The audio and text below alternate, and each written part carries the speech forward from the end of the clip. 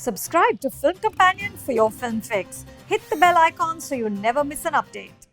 Navarasa is arguably the mother of Indian anthologies. 9 films based on the 9 emotional states prescribed by the Natya Shastra. Shorts, most around half-hour long, boast of staggering talent. Directors ranging from Priyadarshan to Karthik Subbaraj to Gautam Vasudev Menon.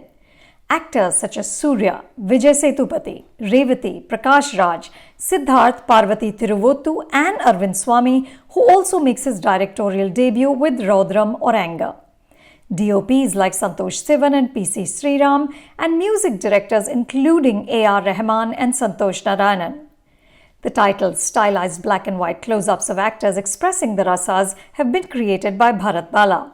This series has been co-produced by Mani Ratnam and Jayendra Panchapakesan. The artists and technicians worked without payment, with the proceeds from the film going to daily wage workers suffering during the pandemic. The sheer scale of the project and the effort is laudable.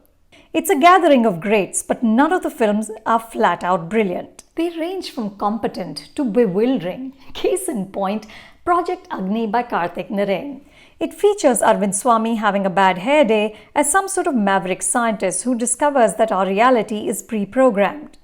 Narayan tips his hat to Christopher Nolan and Stanley Kubrick. Swamy is a solid actor, but even he can't infuse life into banal dialogue like, "My mind needs to be free and enlightened."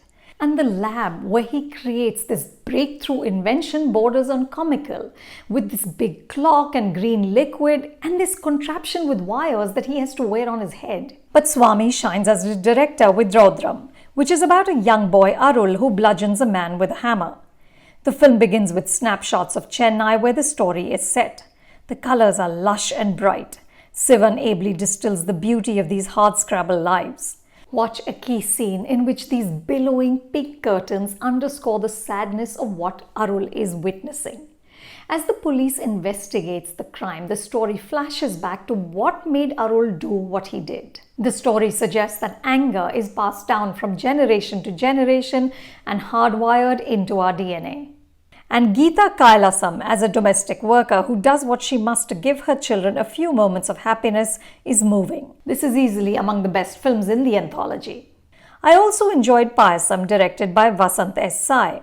The film, based on a story by T. Janaki Raman, focuses on the rasa of disgust. The story is set in 1965 amidst a Brahmin wedding in Kumbakonam. Delhi Ganesh is superb as a 77-year-old man, Samandhu, who's deeply envious of his successful nephew.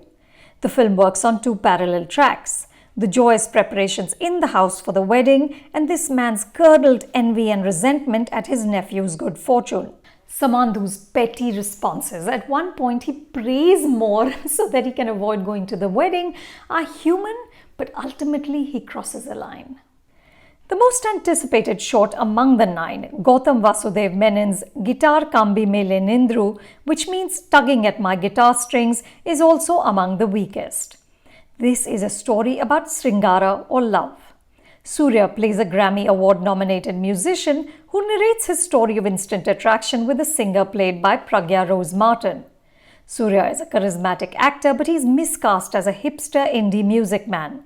But he does his best to pull off cringy lines like, "When you meet a woman and she says exactly the things your mother says, you know you're a goner, hook, line and sinker." The music by Karthik is sparkling, but there was more chemistry in the proposal scene in Surarai Potru than there is in this entire film.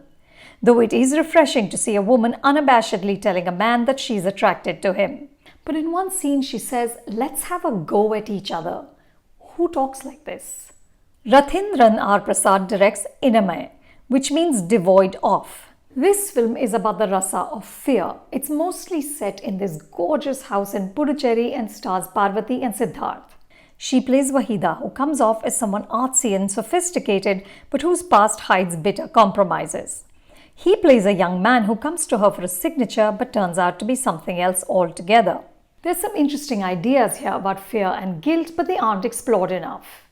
What stayed with me were the vibrant flashes of the light turquoise color through the film, including on Wahida's dupatta. What stayed with me was a masterful continuous shot in Karthik Subbaraj's short piece. and the pain and loss on Revati's face in Idhiri, directed by Bijoy Nambiar. She's such a stunning actor. Idhiri is the first short in the anthology based on the rasa of compassion.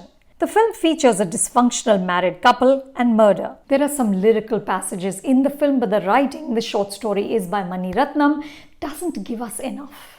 We don't know why the husband and wife are estranged, which makes it difficult to invest emotionally. Many of the films start with quotes ranging from Diane Ackerman to C.S. Lewis to Rumi, which seem tacked on to add heft to stories that aren't written sharply enough to soul. Navarasa is bolstered by good intentions, some superb performances and craft, but overall the anthology doesn't exceed the sum of its parts. You can watch the films on Netflix India. For more reviews like this, subscribe to Film Companion and don't forget to check out our website filmcompanion.in.